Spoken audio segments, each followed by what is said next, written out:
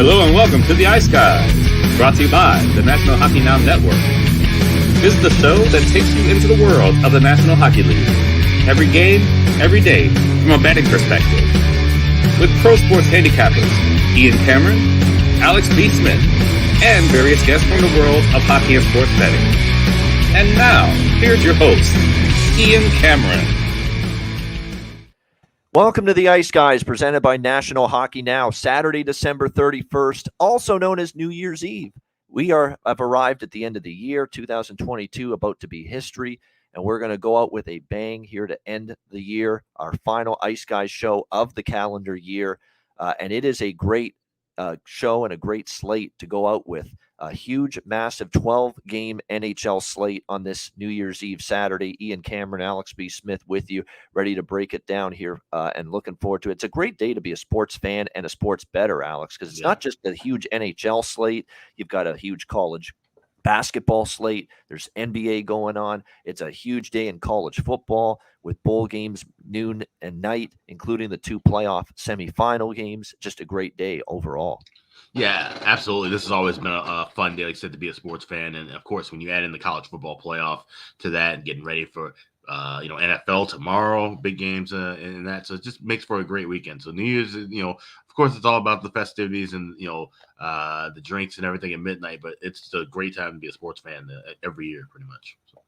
No question about that, including the NHL. It was both of us cashing in, Alex, with the Edmonton-Seattle. You were on the first period over as the best bet, me the full game, and it was no sweat there as the Oilers just hand it to the Seattle Kraken, basically jump on them before you could even get comfortable in your seat watching that hockey game last night. But I do want to bring it up before we get into the Saturday card. 5 points for Connor McDavid. He right now is on pace for 160 points. Now, I'm not saying he's going to get 160 points, but he currently is playing at the pace where he could get to that number of points this season. It would be an incredible feat, and all I can say, Alex, right now is don't put it past him.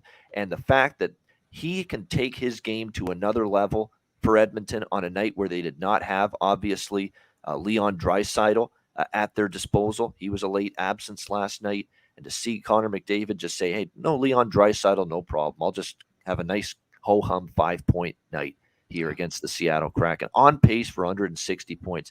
Man, you talk about impressive if he's able to get that. Yeah, absolutely. I mean, those are numbers we haven't seen in ages. And he's just, he said he's one of the best players in the world, arguably, without question. And so the thing with that is, is that saying that, with Draisaitl, maybe, you split those guys up a bit more and give them their own ice time? Because that's the thing. We talk about it in basketball all the time. There's only one ball, right? Well, there's only one puck. And, these are two super talented scorers, and they need that offensive punch at times because, that's been their issue for years, has been consistency throughout the lineup. And now to see McDavid playing that well without Draisaitl, it makes you wonder, does Woodcroft split those guys up a little bit more, give them some space, and let them do their own thing in their own time and shifts? It's something to keep a note of. But I wish Philip Grubauer would have let us know he was going to give us a late Christmas present, let in 3 goals early. I wouldn't have bet Seattle. Yeah, exactly. That was a rough start for him and the team defensively, just all around. Terrible beginning to the game, and obviously they put themselves way too far behind the 8 ball to recover from it. Hopefully everybody recovers from their New Year's Eve festivities, and hopefully everyone recovers from last night's action as well and is ready for a Saturday slate, which is beginning bright and early. And we are going to start with Buffalo and Boston. Sabres and Bruins, 1 p.m. Eastern puck drop. Boston minus 250, home favorites, 6.5 the total in this game. You've obviously got this incredible Boston Bruins home record this season, which has been extremely impressive. They are 18-0-2 at home this year, 18 wins, and then, of course, the 2 shootout losses that they suffered. Not easy to go against this team right now. That is putting it mildly, of course. Buffalo has won 5 straight going into this game. Boston's won 5 of their last 6. This should be a very good hockey game. To me, when I look at this matchup here, look, it's not going to be easy for Buffalo, but man, you want to be playing a team like Boston when you're playing well, when your game is where you want it to be. And the Sabres do have their game going right now. They're playing very well. They're scoring goals left and right. They have scored 6, 4, 5, 3, and 6 in the 5-game win streak. And look, they've beaten some solid teams in the mix too. LA, Colorado, Vegas, 3 of those wins. Now, Colorado a little banged up, Vegas a little banged up, no question about that. I think the Sabres are live today. The only thing that scares you is obviously the daunting series history that they have against the Boston Bruins. They have been owned by Boston. There is no denying that whatsoever. Like, the numbers are scary bad. Just in the last 10 games alone, they're 9-1 Boston in the last 10 meetings. And even if you go back further than that, it's been complete dominance for Boston against Buffalo. But I like Buffalo a little bit here in terms of, yes, team total I like a little bit. And I'm going to you can't obviously make it a best bet or anything of that caliber in terms of the wagering amount, but I'm going to sprinkle a little first period full game money line here on Buffalo, a little split between the two. I liked where they're at. Boston, to be honest with you, they're winning games. They're not always dominant though lately. Let's call it like we see it. I mean, they barely beat New Jersey. They barely beat Winnipeg. They were down 2-0 in that game. 3-1 against New Jersey the other night, and they needed a late goal in the empty net to put that one away. You know what I mean? They're playing well. They're finding ways to win games, but it's not like they're rolling over the competition necessarily, the Boston Bruins. These teams played once earlier this year, and it was the same in that game. At 31-30 were the shots. It was a very close, competitive hockey game throughout, and it was a late goal, basically a goal by Bergeron to make it 3-1 Boston. Otherwise, that's a one-goal game. And Buffalo was right in it, and it was a fairly even hockey game. So I like this opportunity here to take Buffalo here at an early start. Boston's used to these. I get that. But Buffalo's playing in good form right now. And teams that are in this kind of form aren't supposed to be this kind of a dog. But they are, because Boston is power rated through the roof right now. Okay, Boston is power rated through the roof, where they're going to be laying minus 250 at home against decent teams, and sometimes even good teams. You're going to be seeing them laying big prices, 200 or so. That's just where we're at with Boston. The power rating is through the roof, but it provides opportunities to maybe capitalize on it in these kind of spots. So for me, it's going to be a small looks here, first period money line, full game money line, and the team total for the Buffalo Sabres over 2.5. And Swayman being in net is a huge part of that. Not so much because Allmark's been absolutely spectacular, and you knew if he was in there against Buffalo, he'd have an axe to grind, knowing that was his former team. But I think Swayman, not that he's been bad, but he's not been Allmark, and we'll see if Buffalo can find the back of the net as a result. What do you think here, Alex? Buffalo, Boston? Yeah, I mean, we'll still be on the air, so more than likely I'm going to be betting this first period over live. If there is a spot to bet against Boston at home, this is probably it. An early start, New Year's Eve. You got most of these teams playing early because they want to get this game kind of over with, get the hell out, be with their family and stuff for midnight, or be in the next city where they have to be. A couple teams have some back-to-back spots. And this, like I said, Boston, they've shown where they've, fallen off a little bit. They're still a good team. They still have the offensive power to put anybody away. But you just wonder, especially with Swayman, he's a little bit shakier of the two goaltenders right now. And Buffalo in good form. Buffalo still well rested because they had those games canceled, with the storm. I think they can come in with some energy. So I like that first period look you have with Buffalo on the money line. But I'm going to look at that live first period over. See if Boston, if they score the first goal, Buffalo could come right back and score again. So this is a great live game. Kind of wish this was a night game, to be honest. Not a night game, you're right, but unfortunately, that's the way it's going to go on a day like today, obviously, when you've got New Year's Eve. And I guess I should have known, too, with New Year's Eve, a lot of these teams are going to try to get these games over with early so that, the players, can have the majority of the rest of the day to enjoy the day. But nevertheless, I definitely think that could be a little bit of an advantage here for Buffalo. We'll see. And like I say, they're scoring goals. If you like props in this game, there's some good opportunities. Obviously, when it comes to Boston, we always talk about the big guns: Marchand, Bergeron, Pastrnak. DeBrusk has been excellent lately. His props are worth a look. Zacha has chipped in lately. He's been moved up to the second line in recent games. Taylor Hall's always worth a look for Boston. On the Buffalo side of the fence, you can talk about, Cousins and Quinn and Peterka undervalued. Anybody on the top line, Thompson, Tuck, Skinner, they've all been good for the Sabres. So definitely good prop options there spray the board a little bit, keep them smaller bets, but you could basically sprinkle on 5 or 6 different players, both sides, and probably still have, a decent ability to cash some of these when it's all said and done today. All right, let's go now to Chicago and Columbus. This is actually a 1 p.m. Eastern game that's been rescheduled to 1 p.m. Eastern, an early start in Columbus. I think is part of that because of Ohio State playing their playoff game. I think part of that's got to be that as well. No question about that. Ohio State, of course, that's a Buckeye town, playing Georgia tonight at 8 p.m. Eastern in the college football playoff semifinal. As a result, the Jackets moving this game to 1 p.m. Eastern at home, minus 140 home favorites, 6 the total. Make it a little Columbus doubleheader, I guess, if you will, going into this game. This one I would probably lean over, honestly. You're talking about two teams that, it could be a loose atmosphere, loose environment. End up both teams rolling the puck out and scoring goals. We did see an over last time they played each other right before the Christmas break in Chicago. 5-2 was the final score. In fact, 4 of the last 5 meetings with the Jackets and the Blackhawks have gone over the total. Stalock and Korpisalo confirmed in net. I mean, that's pretty much it. I don't have much to add, really, other than that. I'd probably look at goals in this game if I were to bet something. It's Columbus revenge, but I'm not laying minus 140 with the Jackets at home. But I'm not on Chicago either. So over 6 is probably what I'm liking here. Maybe look at some props, too. What do you think, Alex? Chicago, Columbus? Yeah, the only thing you can play here would be over 6. I would look at that. Definitely wouldn't look at anything Columbus ended laying a price. And like I said, the revenge spot, I think this definitely could be a spot where Columbus gets Chicago back for that blowout. Basically, that's the big first blowout win for Chicago this year, pretty much. So I could definitely see this being a up and down battle. Like I said, they play in early, and maybe the defense doesn't show up. Even though Stalock in net been solid, he's definitely the better option than Mrazek, but he's still susceptible to give up 2 or 3 goals. So I'm going to go over 6. Yeah, no doubt about it. And this is a game, too, from a prop standpoint, for Chicago here. Radish, I think, has been noticeable lately for them. Columbus, I'm going to stick to the same 2 players I've talked about, Johnson and Marchenko, playing with Johnny Gaudreau with Laine injured.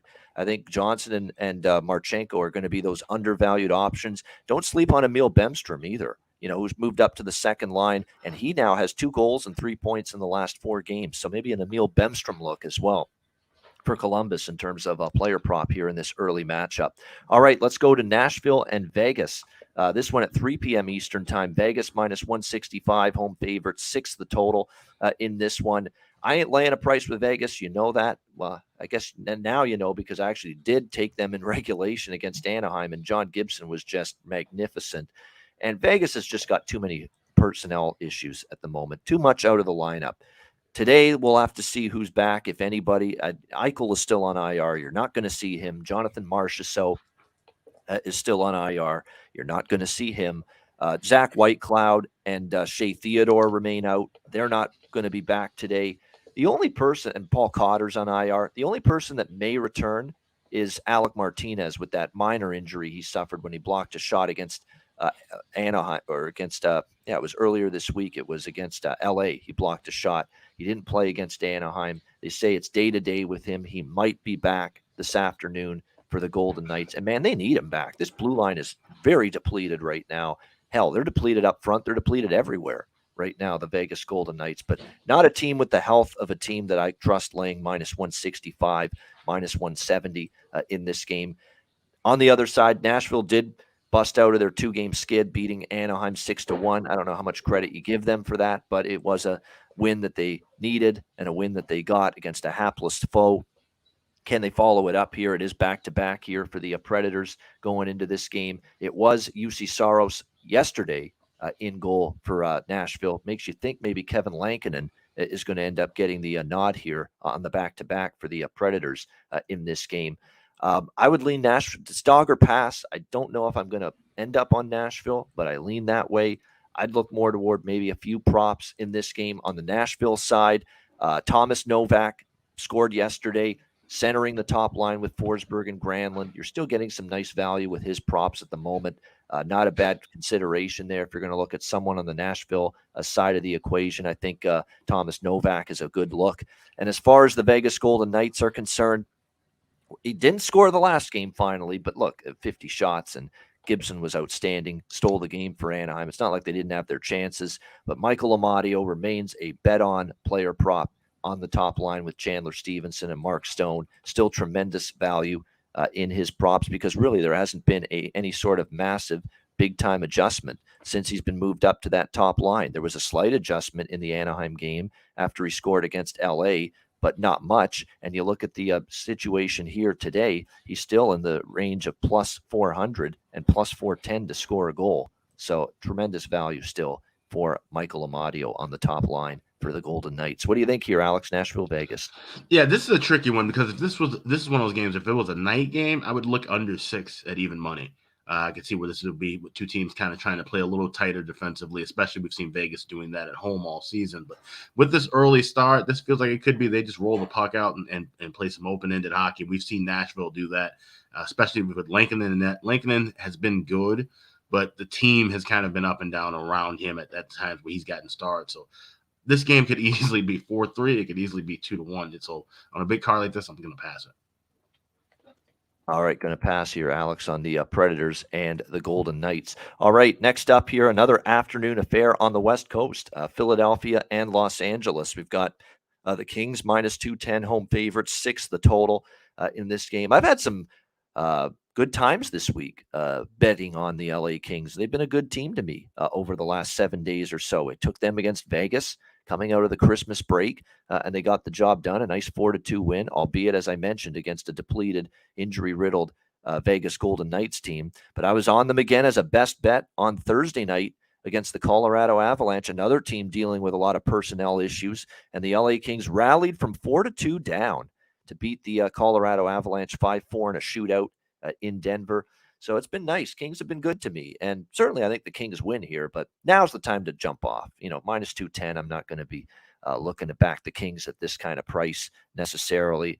Philadelphia is coming off a victory in their last game, albeit against the slumping Sharks, and a comeback win too. It was not looking good for the Philadelphia Flyers, but they rally from behind in the third period. They tie it up, and then they end up getting the game winner in overtime. Tony DeAngelo gets the game winner for them. They beat the Sharks 4-3 in that one. I certainly like the way both of these teams are going. I kind of like the over here in this game, believe it or not, because the Flyers, I don't want to say they've changed their spots. No, it's not really that they've changed their spots.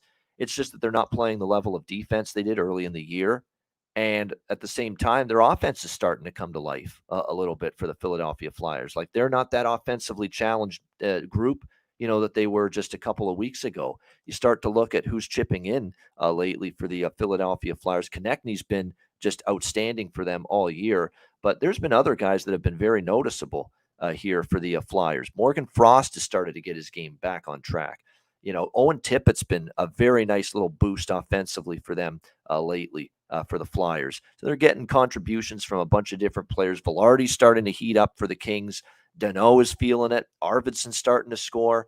It goes without saying that Alex Iafallo is just on fire right now, and we were waiting for this guy to finally step up and start to score some goals and produce offensively at a more consistent level. He's doing that right now. I've talked about Iafallo props a few games in a row here with the Kings, and we'll be right back to that once again here this afternoon against Philadelphia. Iafallo with 4 goals in the last 5 games for the Kings, and he is now on a streak of 5 consecutive games with a point and a grand total of 7 points in those 5 games, and some of them on the power play as well. So I swept the board, Alex, against Colorado with an LA Kings Alex Iafallo goal, point, and power play point prop. I'd go right back to all 3 of those, honestly, here in this game.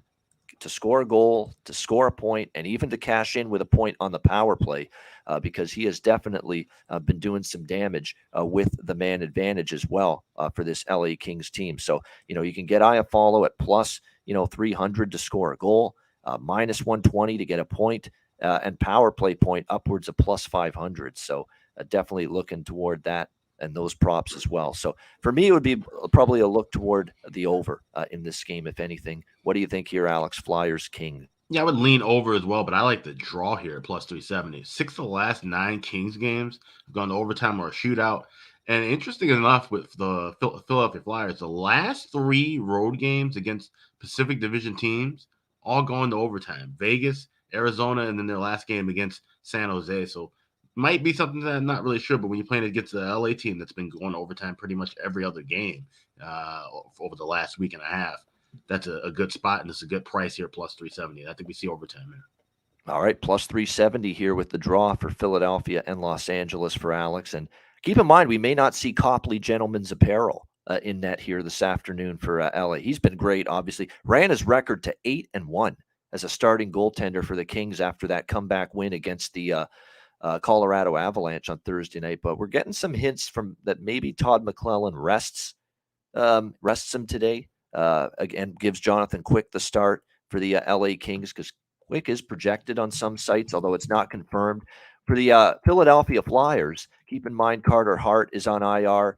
And, of course, they've also had some issues with the health of Sandstrom as well for the Philadelphia Flyers, although it looks like he is available to them today back from that illness. But will they give Samuel Ersson another start? That ends up being the question. They did get a win for him, his first NHL win against San Jose. Will they come back to him is the question. So there's question marks really who's going to be in net on both sides. It won't change my thought, though, that I think the over is probably the way to go, and Alex liking the draw here with these two teams. All right, Montreal, Washington. We've got Washington minus 270, home favorites here, 6 the total. In this game, this is another matinee affair, 4 p.m. Eastern puck drop in Washington. I mean, we've talked about now, I have on this show all week long, the issues with the Montreal Canadiens, especially defensively. It's just not an NHL caliber blue line. 1 through 6, it isn't. Joel Edmondson is the only one that's healthy. And outside of him, you've got Justin Barron, Jordan Harris, Johnny Kovacevic, Arbor Jacki, and Chris Weidman, who's going to actually draw into the lineup today because with Matheson and Savard already out, now they lose Caden Gooley, who's actually been very good, even though he's very young. He's played remarkably well for the Montreal Canadiens, and you can tell this guy is going to be a good long-term blue liner and talent in this league, no question. And now he's out, and you're even thinner now at the blue line if you're Montreal. And they've had a tough time, obviously, this week in their 2 games against Tampa Bay and Florida. 11 goals allowed in those 2 games combined. The penalty kill has just completely disintegrated for the Montreal Canadiens. They have allowed a whopping 7 power play goals to the opposition in their last 3 games. So, to me, this is trouble because Washington ain't going to be in a good mood. You got to believe they're not happy about coughing up a lead 3-1 against Ottawa Thursday night rather, and they lose 4-3 in overtime. A couple of awful, egregious turnovers, by the way, led to a couple of those Ottawa goals. I know they're not going to be thrilled with their performance following that game. I mean, I was against Montreal with the team total for the Lightning in their first game after the break. Against Florida, I took Florida first period puck line. I would have been on the Panthers team total if the number was a little bit better. In this game between Montreal and Washington, there's definitely a bunch of ways I'm looking to go about it here in this game. I like Washington first period puck line in this one. All of a sudden, we're not seeing Montreal maintain. We had that great stat where they were only trailing after the first period on the road 1 time this year. Well, not this week. They were down after the first period to Tampa, down after the first period to Florida. Definitely some issues in terms of getting behind early in games this week. And I think it goes hand in hand with the depleted blue line that we're seeing right now. They're struggling mightily. I mean, you're asking these guys like Kovacevic and Barron and Jacki, and these guys have to play big minutes, top pair minutes against the best players on the other team. Good luck. I mean, it's just they're not ready for it yet. Maybe in time they're a little bit better equipped for handling a situation like this, but right now they're not. So I like the Capitals first period puck line here -0.5. This is one of those games where I keep everything smaller and I spread it between 3 different bets. -0.5 plus 115 with that first period puck line. I think the full game puck line actually could be worth a look here on Washington as well at -1.5 here at around even money. Plus 100, -105. And I also looked like that team total over 3.5 at -135 quite a bit with the Capitals in this game. It's just 3 different ways to really zone in and target this depleted, riddled Montreal defense right now. What do you think here, Alex? Canadiens, Capitals. Yeah, that's the thing. I like the team total over 3.5. Like I said, and that's a little bit higher juice than I like to lay on those plays. But like I said, with the way Montreal's defense has been, I think 135 is actually probably a bit shorter than what we should see here. So I'll go with that. That's the only play I like here. I don't. And sidewise, like I said, even laying 1.5. You know, I haven't done that too often this year. Pretty much haven't done it at all this year, or even the season previous. The way I would look at that, it would be maybe wait for Montreal to try to get a goal early and get a better price. I don't want to lay a price to lay 1.5 or even get like a plus 110. I want to have at least plus 130, plus 140 if I'm going to lay a goal and a half in a full game. Definitely. So definitely keep an eye on that. We'll see how this one plays out. But Alex, liking the team total over. I think I have a sneaking suspicion. Again, we don't have goalies confirmed here for this matchup, Montreal-Washington. Charlie Lindgren used to be in the Montreal organization. Let's not forget that. Sneaking suspicion he might get a start here for Washington this afternoon against the Montreal Canadiens, the team he used to be with. So keep an eye on that. Wouldn't shock me if we do see Lindgren as the goaltender here for the Capitals, although it's not confirmed. Jake Allen projected for Montreal. That is not confirmed, though, either. So definitely some unknowns in terms of who's going to be the goaltender on either side for this game.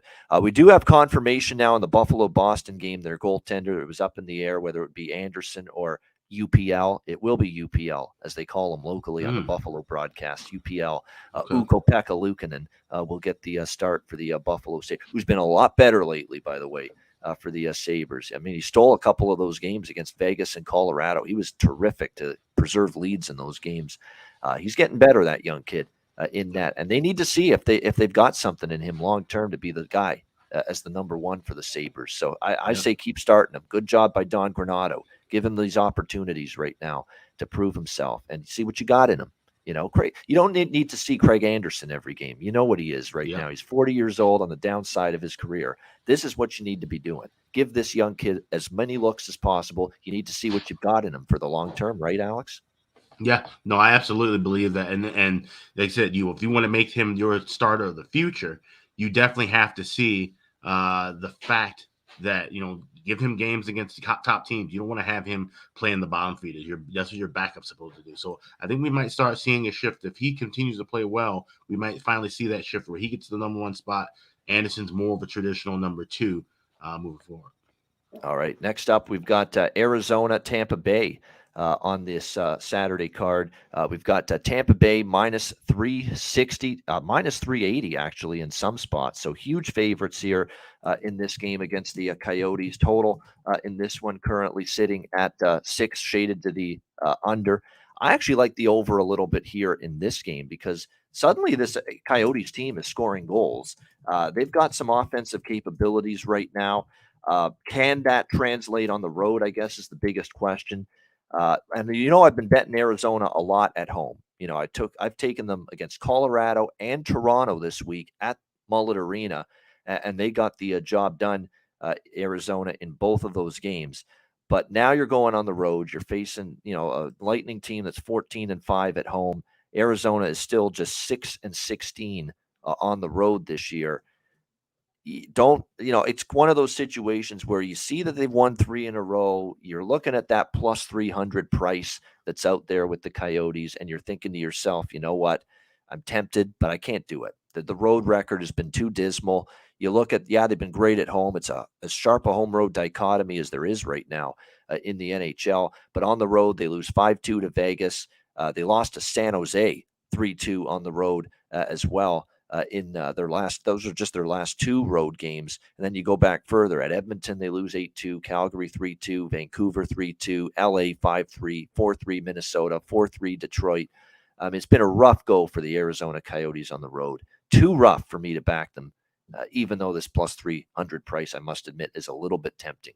So for me, just the over, because I do think Arizona can chip in. You might see it Tampa Bay just a little bit, not lethargic, but it may be able to give up a couple. And I think Tampa Bay can score against Arizona because as much as a goaltender like Karel Vejmelka has hung in there for the Arizona Coyotes, you can start to see that they've been giving up some good scoring chances of late. The defensive game in front of them has not always been there consistently.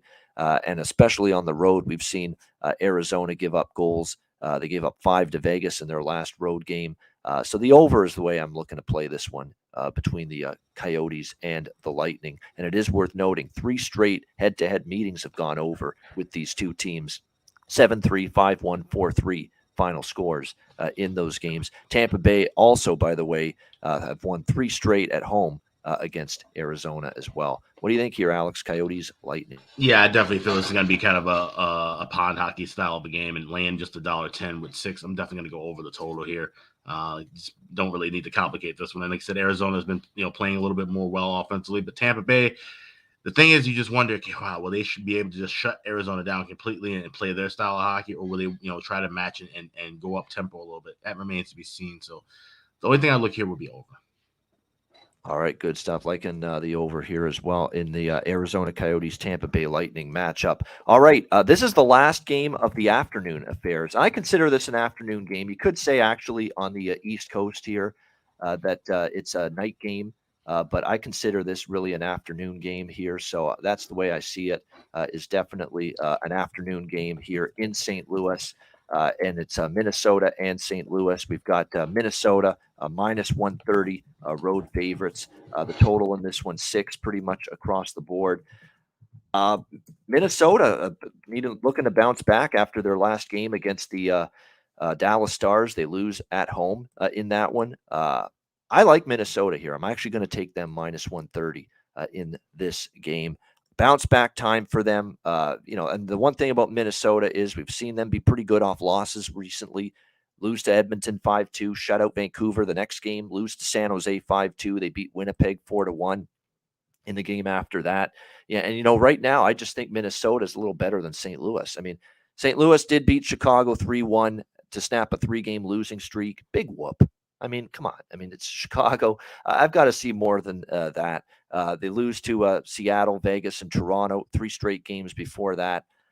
It's still a team. Maybe now they win a game, they go on a win streak. Like I say, they're a streaky bunch. We've talked about this throughout with the St. Louis Blues. But, I think Minnesota can go in there and get the job done. St. Louis has done well head-to-head against the Wild last year. They won the last 3 meetings that took place between the two teams. No question about that. You'd have to take that into consideration a little bit, but I think Minnesota, off a loss. I've got them still as the better of these two teams at the moment, and a banged up St. Louis team as well a little bit. And it's not like Minnesota isn't without injuries. I mean, they've been without Duhaime and Foligno for a bit, and Joel Eriksson-Ek is questionable for this game, according to Dean Evison. But it's worse for St. Louis. Torrey Krug is a huge loss on the blue line. Vlad Tarasenko is ill and under the weather right now. He missed the Chicago game because of that. May not play here tonight for the Blues. So I like Minnesota here at minus 130. With St. Louis games, too, I kind of see them trending over a little bit. I don't know about that tonight because Minnesota's not a team that I'm really rushing to bet over the total. They have been a consistent under machine with good defense and good goaltending for the last 10 games or so. So I think I'll just bet the side here, and that's Minnesota minus 130. Alex, what do you think here? Wild Blues. Yeah, it's to kind of lean with the first period over here. It's a pretty cheap price. It's in as low as $1.28 up to $1.35 at most shops. And I can definitely see where this would be a little bit of a higher pace and tempo early in the contest and maybe taper off a little bit toward the end. So that's the only thing I like here. I don't want to lay a price with Minnesota on the road against St. Louis. St. Louis has played them fairly tough, so it can be a back and forth battle. If this was a reverse line, and I don't trust them to bet them in regulation, so I'm just going to stay with that first period over and a slight lean. Maybe look for a live under if we see that cash in. I think it definitely does slow down in the middle periods. And by the way, it looks like, again, Marc-Andre Fleury and Jordan Binnington are the projected goalies in this matchup, but we have not seen that confirmed as of yet.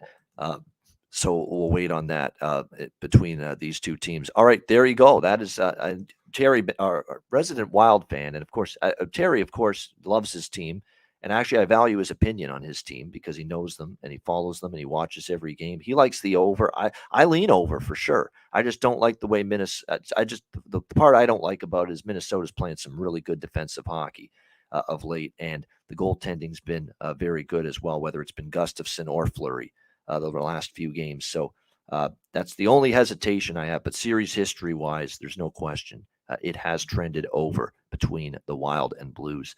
All right, we will be back in just a moment to hit the second half of the massive New Year's Eve Saturday NHL card. But before we begin, But before we continue, I should say we're going to hear from our great sponsors at Gramco. All right. Whether you or your team's game is on the field, screen, racetrack, or the ice, Gramco is for the game. Grown by farmers who spent years developing premium hemp genetics, Gramco provides customers with consistent quality Delta 8 products ready for any occasion. Gramco currently offers numerous Delta 8 products such as vape cartridges, disposable vapes, pre-rolls, gummies, wake and bake coffee, and more. Gramco offers an enjoyable legal high delivered discreetly and directly to you, and is also available at many American retailers as well. Get the best Delta 8 cannabis products on the market shipped quickly and discreetly from Gramco. If you visit www.thegramco.com, use promo code ICEGUYS, you get 25% off of any order, and all orders on the site that are $50 and higher are shipped free with standard shipping. So live elevated with Gramco and check out their wonderful Delta 8 products today.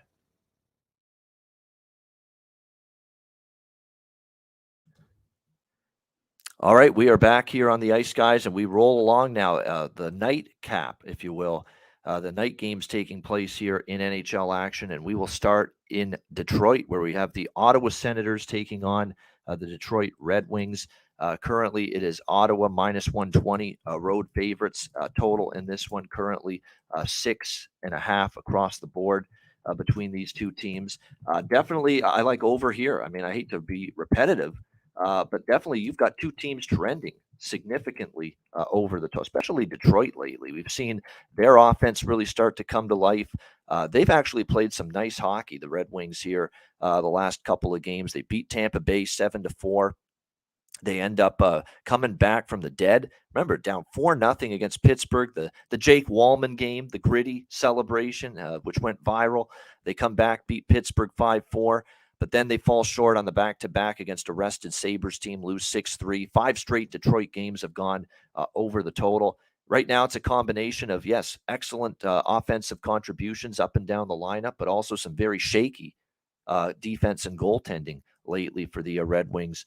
We'll see if they can correct that. Just hasn't been nearly as good from Husso in particular, or Hallberg for that matter, who's going to be in net here for the Detroit Red Wings because of the fact Billy Husso still not able to play as he's under the weather. He's battling illness.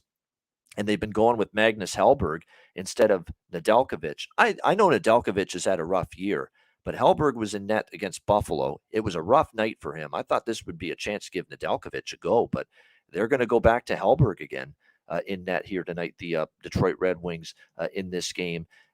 His numbers, actually going into that Sabres game, they weren't terrible, but still, he gave up 3 in a loss to Minnesota in his start before that, and then again got roughed up for 5 goals by the Buffalo Sabres just a couple of nights ago. I'd still think here in this one, the over's the best way to go rather than looking at Ottawa or Detroit. What do you think here, Alex? Senators and Red Wing. Yeah, I would have to grab Detroit plus $1.09. Now we've seen that kind of move back a little bit back and forth. I think they're going to ride that momentum from that comeback win. And like I said, I'm glad to see Hellberg as opposed to Nedeljkovic.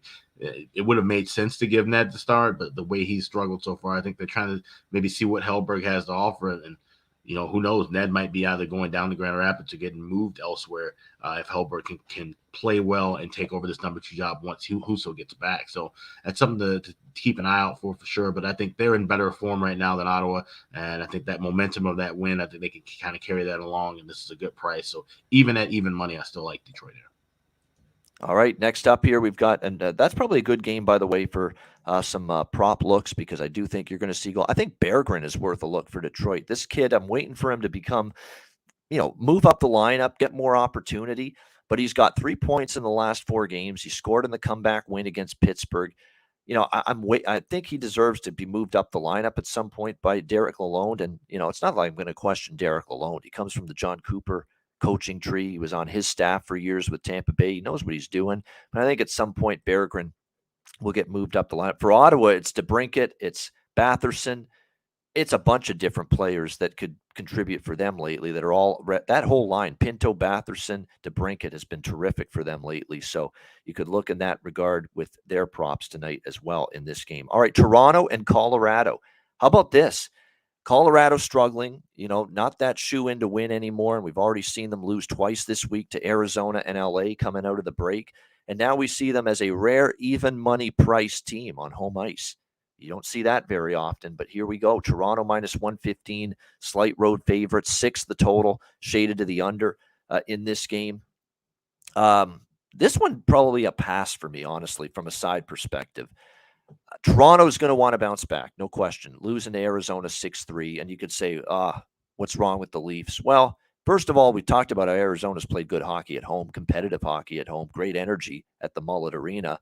And we've also talked about going into that game, the Leafs struggle with the Arizona Coyotes. It's really hard to explain, but there's no question they have had their share of issues, with Arizona. So they're coming off that disappointing setback. They will be looking to bounce back here in this game against the Avalanche. Certainly don't want to bet against them off a loss, but Colorado does get the man, the alpha dog, if you will, back from injury for this game. Nathan MacKinnon activated from injured reserve, and it looks like he is slated to make his return to the lineup tonight against the Toronto Maple Leafs, and he's been out since December the 5th, and I don't think I have to tell you what the record of Colorado has been since December the 5th, which was that loss to Philly. That's when he got injured. Without Nathan MacKinnon, I'm just looking at the record right now. 2-4, 3-4, 4-4, 5-4, 6. 500 hockey team, 6-6. They've been without Nathan MacKinnon. So that tells you all you need to know about just how much they have missed Nate MacKinnon as of late. He comes back. He's obviously going to be returning to his familiar perch for the Colorado Avalanche on the top line with Mikko Rantanen and Arturi Lehkonen, who probably remain there until Gabe Landeskog is able to come back. So Newhook, JT Compher, straight out of Compher, who is a guy that scored the other night in the number 1 center spot, moves back to his number 2 center spot tonight with Newhook and Malgin. Cogliano, Rodriguez, O'Connor, the third line, and so on and so forth. Bowen Byram, Josh Manson still on IR. Looks like Eric Johnson, who's been banged up the last couple of games, is going to play. Georgiev confirmed in net for the Colorado Avalanche. Matt Murray was in net against Arizona. He took the loss. The whole team wasn't great, but he wasn't great either in net. So I think Ilya Samsonov's going to get the start tonight for the Leafs in this game.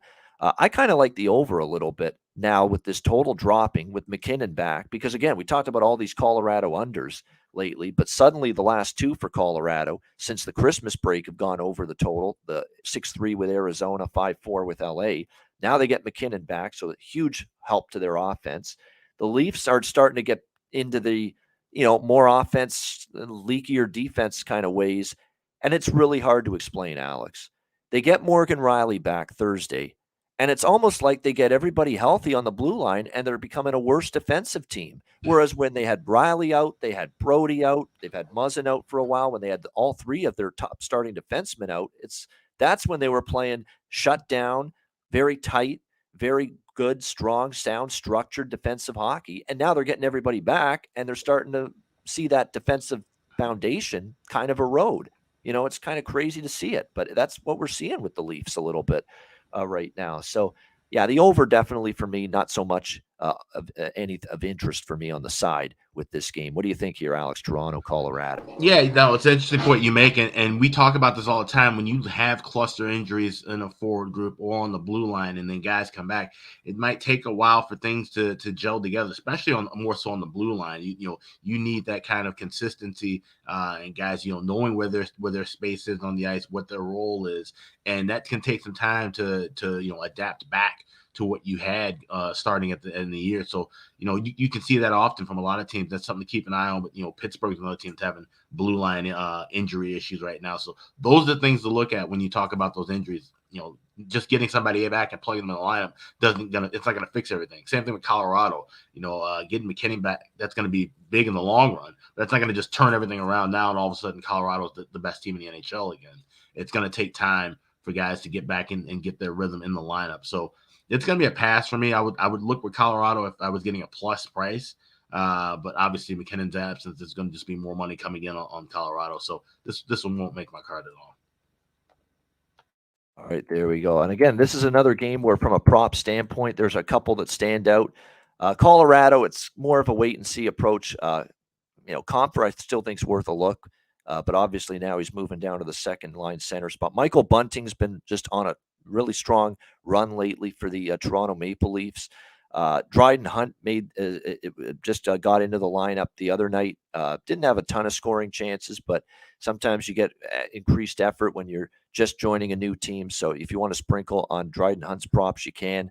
Obviously Tavares and Marner, and the guy that's the most undervalued right now for the Leafs is, you know who it is. I'm going back to Callie Yarncroke, who is someone that we have talked about a couple of times now on this show from a prop standpoint. He's gotten a second line opportunity with Marner and Tavares lately, and he is making the most of it. 4 games since coming back, moving up to the top line, and he has 3 goals and 6 points in 4 games for the Leafs since being up there on that second line spot. So Callie Yarncroke, I think, is the best value prop at the moment for this Toronto Maple Leafs team. All right, next up, San Jose and Dallas. Dallas minus 230, home favorites, 6 being the total in this one. The Dallas Stars, of course, should take care of business, you would think, against San Jose, who have lost 2 in a row since the break against Vancouver and Philadelphia. Dallas has won 3 in a row, including a 4-1 road win in Minnesota. Very impressive. Dominated Minnesota, 43-24. That the Dallas Stars outshot the Minnesota Wild in that game. So the full marks for them to win that game. San Jose has been a thorn in their side, though, because I remember earlier this year, and the spot couldn't have been any better for Dallas. I think they caught San Jose on a back-to-back, and San Jose wasn't playing great going into that game, and San Jose went into Dallas and beat Dallas 5-4. So I'm not going to be on a side in this game. I'm certainly not rushing to lay minus 230 with Dallas, even though they're better and even though San Jose is strong. But San Jose did get them earlier this year, November 11th, here in Dallas. So keep that in mind. Jake Ottinger's been confirmed in net for the Dallas Stars. There are some injuries for San Jose. The big one, I think, is Kevin Labanc. I mean, people, made, yawn at that because he's not like Timo Meier or Tomas Hertl, that kind of name on this team, but he is important. 9 goals, 12 assists. He's had good chemistry up in that top 6 forward group for the Sharks. So they will miss him if Kevin Labanc indeed does not play here in this game tonight. So more of a pass for me with the Sharks and the Stars. How about you, Alex? San Jose, Dallas. I really like this first period over. Only laying $1.40 here at 1.5, and even with Ottinger in net, he's still susceptible to give up a goal or 2 early. And San Jose has just been red hot. 9 of the last 10 games going over in the first period. So I think that's a cheap price for what should be a decent pace in the first period. I like that first period over. All right, liking the first period over here, Alex, with the Sharks and the Stars. All right, next game on the slate, we got 2 late games. First one being Vancouver and Calgary. Calgary minus 240, home favorites, 6.5 being the total in this game. Calgary Flames, is this the sign of them trying to get on a bit of a run? They have won 4 of their last 6, beating Seattle 3-2 on Thursday night on the heels of a tough 2-1 loss to Edmonton, where they played well enough to win that game. They probably should have won that game, but they got skinnered in that game. Stuart Skinner was absolutely outstanding in net. But there's no doubt Calgary is starting to find their game. They're starting to play better hockey. There's no question. We'll see if they can carry that forward here against the Vancouver Canucks in this game. Calgary lost to Vancouver in a shootout, 4-3, the last time these two teams played, and Vancouver cashed as a big dog in that game. I don't know if I trust that to repeat itself here. Here I am looking at Vancouver. They're starting to win some games.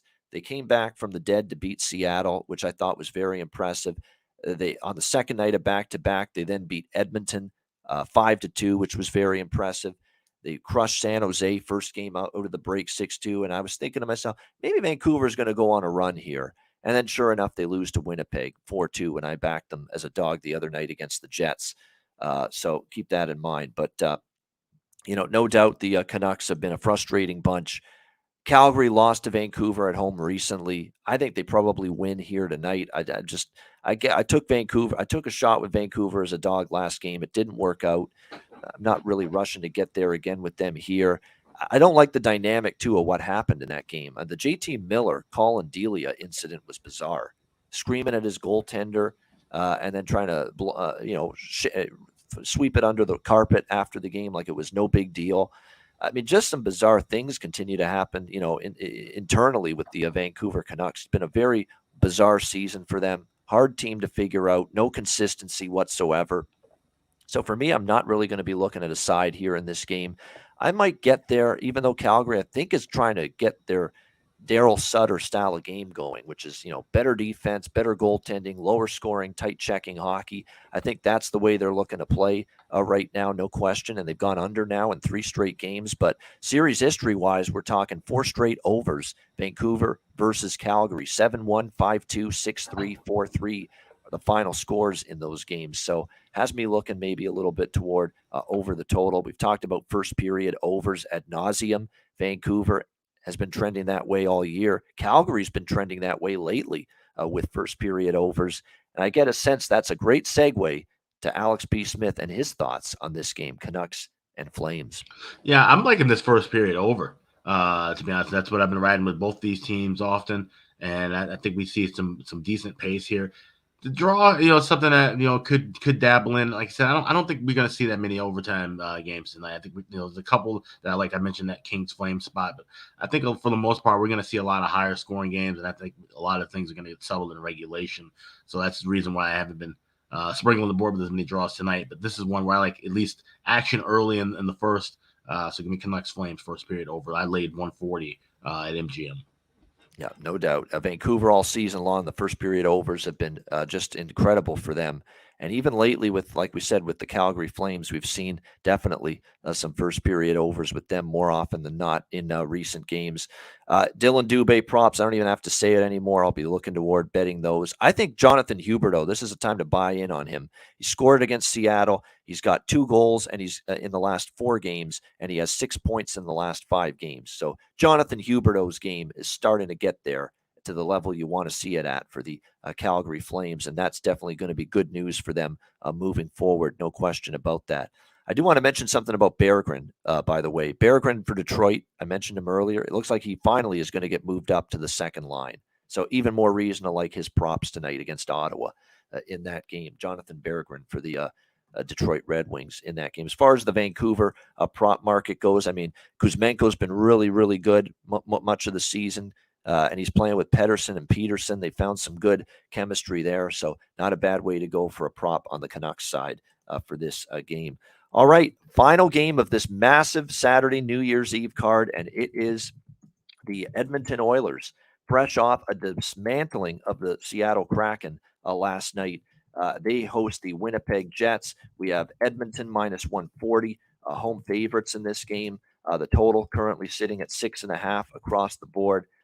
I'm really, really interested potentially. I haven't bet it yet, but I'm very tempted by the Jets in this game. How many times have we seen with Edmonton? They're coming off one of their most impressive wins of the year, and they just don't follow it up in the next game. It happens time and time again with this team, and it honestly wouldn't shock me to see it happen again to them here tonight as they take on the Winnipeg Jets. I mean, we're talking about an Edmonton team. 3 of their last 4 they've won. They beat Dallas on the road. They fell flat, though, after that against Vancouver. They steal one against Calgary because of just some heroic goaltending from Stuart Skinner. And then, of course, they just pounce on Seattle, who just weren't ready to go from the opening faceoff. Philip Grubauer was not good, and the whole combination led to a romp over Seattle, 7-2, 5 points, as we talked about, from Connor McDavid last night for the Oilers. Winnipeg had lost 3 in a row. They bounced back. They beat Vancouver 4-2 at home. We'll see if they can go on the road, get the job done. Their road record's not as good as their home record. They're only 9-8. The Jets on the road. They're still battling some injuries, too, with Ehlers on IR, Schmidt and Stanley on IR, Blake Wheeler on IR, Mason Appleton on IR, Cole Perfetti's out, and Josh Morrissey sustained a lower body injury against the Canucks, although it looks like they're hoping he's in there. We'll see, but he's questionable for this game tonight. So there are some concerns. I'm waiting to see the lineups confirmed, who's in and who's out. Also looking to see who's going to be in goal because I want no part of the Jets with Dave Riddick in net. Will it be him? I'm not so sure. Right now they're projecting Hellebuck in net. Edmonton, believe it or not, on the back to, well, not believe it or not, they have to start him at some point. But Jack Campbell is projected to be the starting goaltender tonight. And I know he's struggled. It seems every time they put him in there, it's been a loss lately with him in net for the Oilers. But, with Skinner in net last night, they got to get him in there at some point. but it has been rough. I mean, what's the win-loss record for Campbell here? It's 8-6, but recently it's not been good in terms of the record with him getting the start for the Edmonton Oilers. They lost to Nashville with him in net. They lost to Minnesota, lost to the Islanders. So, they've had some tough times with Campbell and net. He's had a tough season. Certainly motivated, because I'm sure he's not liking that he's basically become the backup to Stuart Skinner. But at the same time, we haven't seen Jack Campbell's game improve by leaps and bounds. And you can be motivated all you want, but until I see progress and improvement in your game, it's hard to trust you, and that's what we're looking at here with Jack Campbell. So I haven't bet it yet, but I probably will. I'm just waiting for confirmation on the lineups, but you could probably expect me to be on Winnipeg here at plus 120 in this game tonight. Alex, what do you think here? Jets and Oilers. This is one that's going to be a pass for me. And, with Edmonton, the way that they came out hot, you wonder if they can keep that momentum rolling. Winnipeg's been a tough team all year. I just don't really have a good feel in this game. I could see where maybe Edmonton, just says, hey, let's just try to play this a little tighter and roll out of there with a 3-1 victory. I could see Winnipeg saying, hey, let's, beat this good Edmonton team and stealing a win on the road. I just don't have that good of a feel in it. So it's going to be a pass for me. Yeah, no doubt. And again, we talked about it yesterday. Now, this is not – the angle's not in play tonight, obviously, because they're coming off a game that went over the total. But remember that angle I mentioned yesterday. When Edmonton is off and under in their previous game, they are now 10-1 to the over in their next game following an under. So remember that. I'm not on the total tonight. I'm probably going to be off. I'd probably look at a Jets team total over if we see confirmation that Jack Campbell's in net. But again, waiting on that at the moment. As far as the props go in this game tonight for Winnipeg, you've got Carson Kuhlman on the second line with Lowry and Scheifele. So he might have some value in his props here. Sam Gagner's got value with Dubois and Connor. And Sam Gagner just played his 1,000th game in the NHL the other night for the and they honored him. And, I could see him maybe chipping in a little offense for the Jets now that he's playing a top line spot. For Edmonton, do you buy in on Jesse Puljujärvi? We talked about how it's amazing how he doesn't score more goals playing with Connor McDavid. Lo and behold, he did score last night against Seattle in that 7-2 win. Maybe that gets him going. Maybe you just need to get that one goal to get you going in the positive direction. So maybe you'd buy in on Puljujärvi, maybe getting on a run for the Oilers. I mean, he's playing with McDavid. You should be able to score 20 goals by accident, by fluke, playing with Connor McDavid. So maybe you buy in on Puljujärvi props here tonight. Hyman's been great. Maybe Klim Kostin as well, because they put him on the second line with the Nuge and Janmark. And Klim Kostin had 2 goals last night, and he actually has 4 points in the last 4 games for the Oilers. So Klim Kostin, who used to be in the Blues organization, that might be a good undervalued player prop option for the Oilers tonight.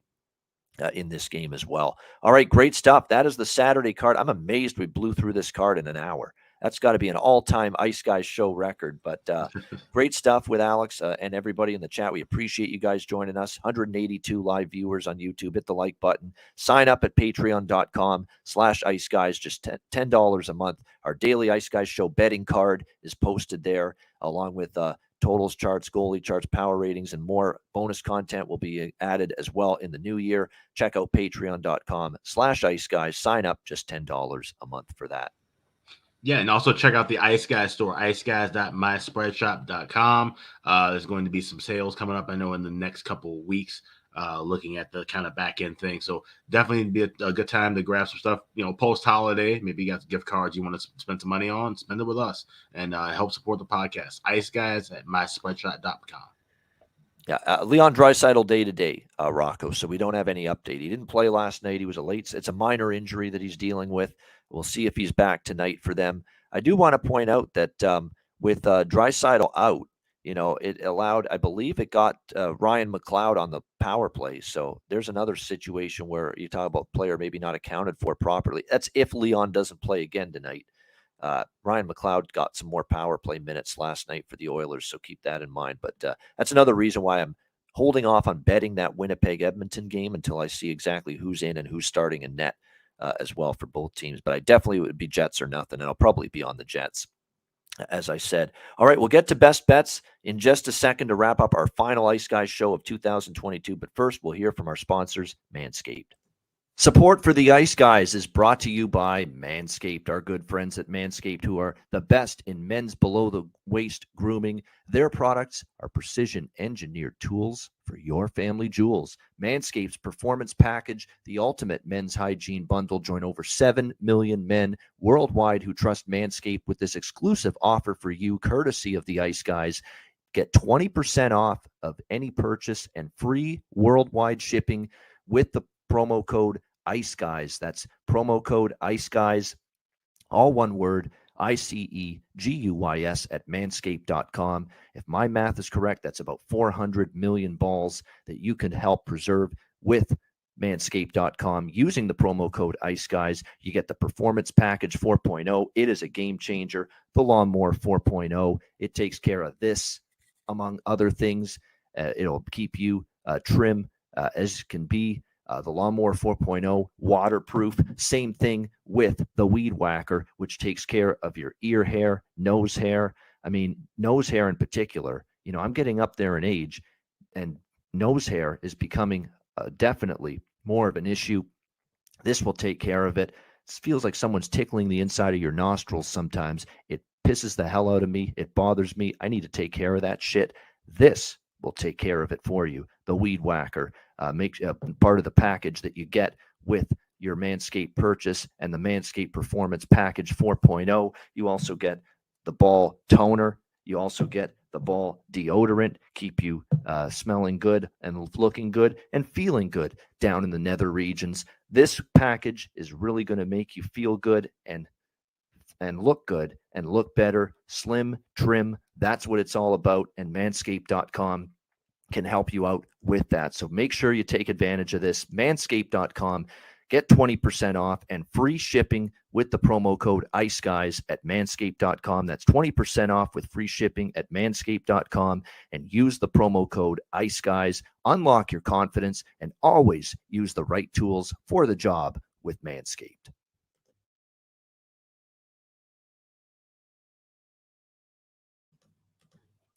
All right, we are back here on the Ice Guys show, and it is time for best bets here on this Saturday edition of the show, final edition of the year. Alex, what do you like for best bet?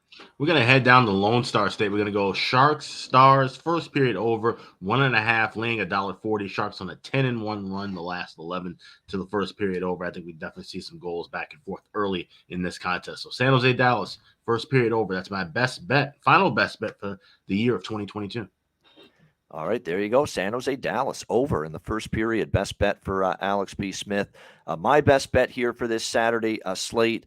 A lot of good ones to choose from here on the slate, but I'm going to go with that Ottawa-Detroit over, 6.5 minus 110. I like that bet. I think both teams can find the back of the net. Senators, Red Wings, over 6.5. Going to go with that for my final best bet of the year on this New Year's Eve edition of the Ice Guys show. And that's a wrap. Thanks to everyone in the chat for joining us. Hit the like button on the way out. We appreciate it very much. It's been another great year of shows. It really has. For me, for Alex, for Jimmy, for our former colleague, Andrew, who's not with us anymore, but certainly always a friend of the show. No question about it. All our great guests. I mean, countless number of great guests this year. Former players, current players. It's been just a blast talking to the people that have played the game as well here on this show. And we got a bunch more in that regard coming up in the new year in terms of player guests that we're looking forward to. We've got many more betcasts on the way. Those are a shit ton of fun. Doing the daily show is always enjoyable. We've got our January betcast coming up. We're going to do weekly betcasts after this NFL season ends. So we're looking forward to that. So it was a good year, but we're hoping to make 2023 even better and looking forward to the year ahead. So happy New Year to everyone, all of our viewers, all of our listeners. You're not just viewers and listeners in our minds. You're family. You're an Ice Guys family. We're an Ice Guys community, and we can't do this show without you guys. So thank you from the bottom of our hearts. Alex, final thoughts and closing sentiments from you. Yeah, absolutely. Like I said, it's been a up and down year for all of us we're still trying to recover from the pandemic, and a lot of different things have gone on. But this show has certainly been one of the bright spots of the year. It's always a bright spot. I always look forward to doing this, being on with you, Ian. It's always a lot of fun talking hockey, and with you, the viewers. I mean, you guys are what run the show, and you guys support us in times when many people don't want to support us or choose not to support us. You guys stick around every single day, watch the show, download the podcast, buy stuff from the store, support the Patreon. It means the world to us, really, that we can't do this without you guys. So we truly do appreciate that, and hoping for bigger and better things in 2023. You mentioned, we got way more guests coming on. We've been teasing more bonus content on Patreon. We've got a lot of that coming after the new year. We're going to start doing the Betcast weekly once we hit February. So just really looking forward to what should be hopefully a great and prosperous 2023 for everybody. Well said. Absolutely. Looking forward to the year ahead. That is a wrap on the show and the Ice Guys for the year 2022. For Alex P. Smith, I'm Ian Cameron. Have a great Saturday. And by the way, the Ice Guys is live 7 days a week, Monday to Friday, 2 p.m. Eastern, Saturday and Sunday, noon Eastern. If you can't watch the show live, download the Ice Guys podcast in audio form on all major podcast platforms: Google Podcasts, Apple Podcasts, Spotify, Stitcher, iHeartRadio, Amazon Music, and more. Download the Ice Guys podcast when you can't watch the show live. For Alex B. Smith, I'm Ian Cameron. Have a great Saturday. Stay safe. Celebrate the new year, but make sure you stay safe doing so. Enjoy the games and good luck. And we will talk to you tomorrow on Sunday, noon Eastern, for our first show of 2023. Looking forward to it. Happy New Year from all of us here at the Ice Guys, presented by National Hockey Now.